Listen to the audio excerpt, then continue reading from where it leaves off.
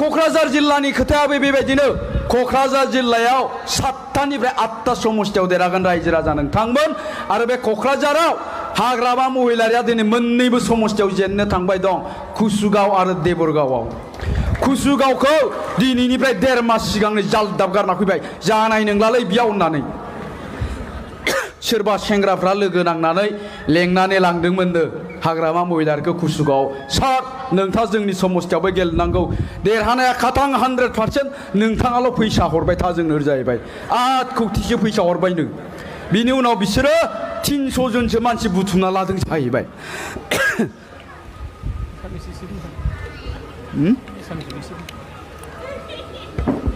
300 जनसो मानसि बुथुमना लांदोंनो फैसा लांग्राफ्रा बे 300 जनखौनो 15 बारसो जइन होबाय जाहैबाय गुबुन गुबुन जायगायाव हाग्रामा महिलारिया मबाइलाव नुबाय बे दारि खेबजाङाथ' दाखालिबो जइन जादोंलै आरो दिनैबो जइन जाबावबाय आरो बेबायदि आं बायदि लान थाथाया दाखालि 15 तारिखआव जइन जादों आरो दिनैबो जइन जाबावबाय सालाफ्रा आंखौ थगायदों होननानै लेंहरनानै गावनि अन्थाइ खुवारिनि फायखानायाव सोना दोब्ला बुना हरदों दा बे कुसुगावखौ गारनानै फैखाबाय हाग्रामा महिलारिया बिनि उनाव देबोरगाव समस्ति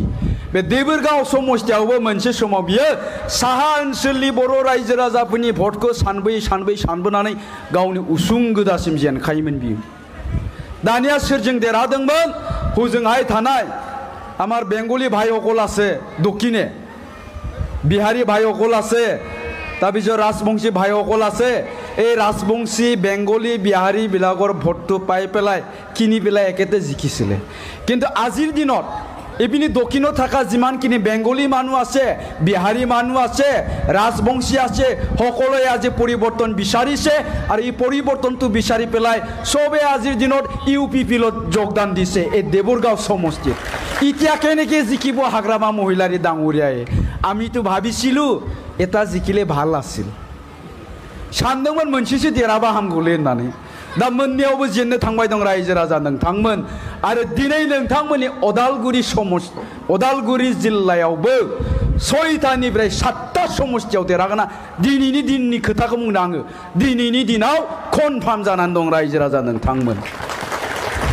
जोंथ' नुदों नोंथांमोननि नैबे अदालगुरि जिल्लायाव बिपिबा गोबां गामिफ्राव गोबां समस्तिफ्राव केम्पिं खालामनो हायाखै रायजो राजाफ्रा केम्पिं खालामनो होआखै बेखायनो गावसोरजों थाफानाय साफा सानै एनडिबिनि मानसिफोरखौ बिथांमोना केम्पिं खालामनो होदों नोंसोरनो खालामदोलै रायजो राजाफ्रा जोंखौ वहाबाय नुबाय जोङो ससियेल मिडियायाव दाखालि सिगां दिनैनिफ्राय मास मोनसे सिगां आं जेब्ला नोंथांमोननि बे फेरगाव समस्तियावनो फैदोंमोन ओइदिनखालि नुबाय बै एनडिबिनि मानसिफोरखौबो रायजो राजाफ्रा मोनसे कुइसन खालामदों जे नोंथांमोना एबसुजों थाफानानै जेलानिखि गणतान्त्रिक भाबै आन्दोलन खालामदोंमोन राजा लामायाव ओंखारदोंमोन रेल लामा बन्द खालामदोंमोन अफिस आदालत बन्द खालामदोंमोन बै समाव जों नोंथांमोनजों थांफायोब्ला बै बिपिएफनि मानसिफ्रानो जोंखौ लामायाव होबथादोंमोन बिपिएफनि मानसिफ्रानो बाधा होदोंमोन दिनै नोंथांमोना बिथांमोनजों लोगो जानानै जोंनियाव भट बिफैदों नोंसोरजोंबो जों रायलाया नोंसोर थांफिननो हागोन होननानै बुंदों नोंथांमोननि अदालगुरिनि मानसिफ्रा दा दिनै अदालगुरि जिल्लायावबो सिगाङाव जायफ्रा बिपिएफनो भट होदोंमोन दिनै बिथांमोना इउपिपिएलनो भट होनो थाखाय थियारि जादों नंगौना नङा रायजो राजा नोंथांमोन मोनसे समाव जोंनि नेपाली भाइफ्रा सोरबा बिपिएफनो नङाब्ला अबर'नो भट होदोंमोन बिजेपिनि भट होदोंमोन बेंगलिफ्रा सोरबा बिपिएफनो भट होदोंमोन बिजेपिनो भट होदोंमन बेबायदिनो आदिबासीफ्रा सोरबा बिपिएफनो भट होदोंमोन सोरबा बिजेपि अबर'नो भट होदोंमन किन्तु दिनैनि दिनावहाय दिनै गासै जाति जनगोष्ठियानो जिहेतु दिनै बिटिसिआव मोनसे परिबर्तनखौ लुबैदों मोनसे सोलायनायखौ लुबैदों आरो सोलायनाया दिनैनि गेजेराव दिनैनि दिनाव सोरनि दारै जागोन दिनै बयबो रायजो राजाफ्रा बिभिन्न जाति जनगोष्ठिफ्राबो मोनदांदों हमदांनो हादों जे जोङो परिबर्तन लाबोनो गोनांब्ला बिजेपिनि दारै कुनुदिन बिटिसिआव परिबर्तन जाया मानो बिजेपिआ सरकार खुंनो हाया कंग्रेसनि दारै कुनुदिन परिबर्तन जाया मानोना कंग्रेसआ सरकार खुंनो हाया जिएसपि बर'नि दारै कुनुदिन परिबर्तन जाया मानोना बिसोरबो सरकार खुंनो हाया अब्ला दिनैनि दिनाव बिपिएफनि बिकल्पआ मा दिनै जों नुनो मोनदों BPFनि बिकल्पआ जाहैबाय UPPL दा बेखायनो बिथांमोननि गुबुन गुबुन जाति जनगोष्ठीनि गावबागावनि समाजारि आफादफोरनि ससियेल अर्गानाइजेशनफोरनि गासै दैदेनगिरिफ्रा माखासे दैदेनगिरिफ्रा दिनै UPPL दलाव जगदान खालामनानै गावबागाव कमिउनिटिनि गेजेराव गावबागाव माहारिनि गेजेराव बिथांमोना UPPLनि जानानै खामानि मावबाय दं जायनि थाखाय जों नुनो मोनदों दिनै बेंगलि आदिबासि जेसेबां दं बिथांमोननि 60% दिनै UPPLनो भट होनो थांबाय दङ दा बेबायदि जादोंब्ला बोरै फेजेननो हागोन दिनैनि दिनाव UPPLनि केन्डिडेटखौ आरो जों दहायनो बुंबाय दं नोंथांमोननि बे समष्टिनिफ्राय दावबायसा बिथांनि देरहानाया दिनैनि दिनाव 100% जाखानानै दङ दा बेखायनो रायजो राजा नोंथांमोन जों दिनैनि दिनावहाय गोनो गोथो जानांगौनि जोंहा सम गैया मानोना जों परिबर्तन लुबैदों मानो परिबर्तन लुबैदों जे 17 बोसोरनि उनावहाय जों दाजाब दानख' खालामदों जों आन्दोलन खालामदोंमोन बर'फ्रा मोनसे समाव मानो आन्दोलन खालामदोंमोन जों बुंदोंमोन जे आसाम सरकारा जोंखौ नायफिनाखै भारत सरकारा जोंखौ सोबख'दों जोंनि जायगाया दाबो लामा गैया दालां गैया जोंनि एडुकेसन बेबस्थाया मोजां नङा समाज बेबस्थाया मोजां नङा रांखान्थि हालोदा मोजां नङा दा बेखायनो जों थानाय जायगाखौ जोंनो सालायगोन जोंनि न'खरखौ जोंनो खुंगोन होननानै जों बर'फ्रा आन्दोलन खालामदोंमोन आरो आन्दोलननि उनावहाय जों BAC मोनदोंमोन बिनि उनाव जों BTC मोनदोंमोन दिनै BTCखौ हाग्रामा महिलारि दैदेननाय बे BPFआ 17 बोसोर सालायबाय बे 17 बोसोरनि उनाव जों दाजाब दानख' खालामदों साननानै नायदों दे जों मा गोमाखो मा मोनखो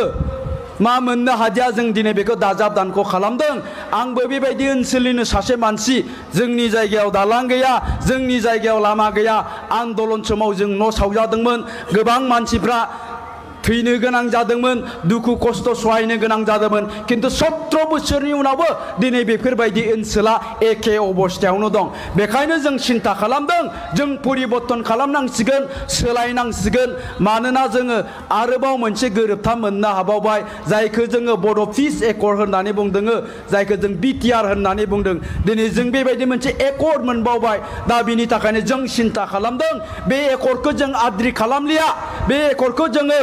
मोजाङै मावफुंनानै सासे मोजां दैदेनगिरिनो बेखौ गथायनानै बिनि एकर्डआव थानाय दफाफोरखौ मावफुंनानै जोङो मोनसे गोदान जुग लाबोनोसै धोनि गोरिबजों बयबो समानै दावगानोसै होननानै जोङो सिन्था खालामदों किन्तु दिनैनि दिनाव जों नुनो मोनबाय हाग्रामा महिलारि दैदेननाय BPF आरो हाग्रामा महिलारिया मोनसे खोथा बुंबाय दं जे आं पावाराव फैनायनि उनावहाय आं जुदि सरकाराव फैयोब्ला BTCआव BTR एकर्डआव थानाय मोनसेबो दफाफोरखौ मावफुङा होननानै दिनै हाग्रामा महिलारि बिथाङा बुंदों दा बेखायनो मा जादों गोबां NDBफ्रा मोनसे खोथाखौ सिन्था खालामनो दिनैनि दिनाव बाध्य जाफिनदों जोंनि कख्लाबारि समष्टियावबो बेबायदिनो जादों जोंनि कख्लाबारि समष्टियाव जाय धीरेन बर'खौ दिखांदोंमोन केन्डिडेट हिसाबै धीरेन बर'नि आगसि आगदा थानाय गासै NDB केडार लिडार बिथांमोननि बांसिनानो दिनैनि दिनाव मोनसे खोथाखौ बुंदों धीरेन बर'खौ जे नोंथांखौ जों केन्डिडेट महरै दिखांदों नै बिनि थाखाय जाहाथे नोंथाङा देरहालांनायनि उनाव BTR एकर्डआव थानाय दफाफोरखौ मावफुङो नोंथांमोननि दैदेनगिरिया चिफ जानायनि उनावहाय BTR एकर्डआव थानाय दफाफोरखौ मावफुङो आरो बे एकर्डआव थानाय जों NDBनि रिहेबिलिटेसन गायसनफिननायनि साख्रि मोननांगौनि बैफोरो जाहाथे थाबै मावफुंजायो बिनि थाखायसो जों नोंथांखौ केन्डिडेट होदों बिनि थाखायसो जोङो BPFखौ सापर्ट खालामनो नागिरदोंमोन जुदि नोंथांमोनानो दिनैनि दिनाव देरहालांनायनि उनाव बे एकर्डआव थानाय दफाफोरखौ जुदि मावफुङाब्ला नोंथांमोनजों थानायनि ओंथि गैया नोंथांजों थानायनि ओंथि गैया होननानै जोंनि कख्लाबारि समष्टियाव बै NDBफ्रा दिनै UPPLआव जगदान खालामदों रायजो राजा नोंथांमोन दा बेबायदिनो जोंनि बे कख्लाबारि समष्टियाव दिनैनि दिनावहाय बै धीरेन बर'नि जेननाया मा जेननाय होननानै बुङो बेखौ मोसौ बोराय जेननाय होनना बुंले दिनै बिथाङा रायजो राजाफोरनि गेजेराव हाबदों रायजो राजाफोरनि गेजेराव हाबनानै बिथाङा कुनु दिन डेभेलपमेन्टनि खोथा बुङाखै देरहालांखांनायनि उनाव गावहा मा मिशन दं मा भिजन दं मा मावगोन बिनि मोनसेबो खोथा बुङा खालि बिथाङा रायजो राजाफोरनि गेजेराव हाबनानै मोनसेल' खोथा बुङो प्रमद बर'खौ रायो BTR एकर्डआव जेबो गैया प्रमद बर'आ रायजो राजाखौ थगायबाय फोथाय खेबस' खालामबाय खालि रायबायानो थायो बेखौनो बे रिपिट खालामबाय थायो माथो बुंबावनो दा बेबायदि बुङै गोलोमफ्रुलायबाय गाव जे भट बिनो फैदों बेखौबो बावनानै दुफुं सिखारना ब्लद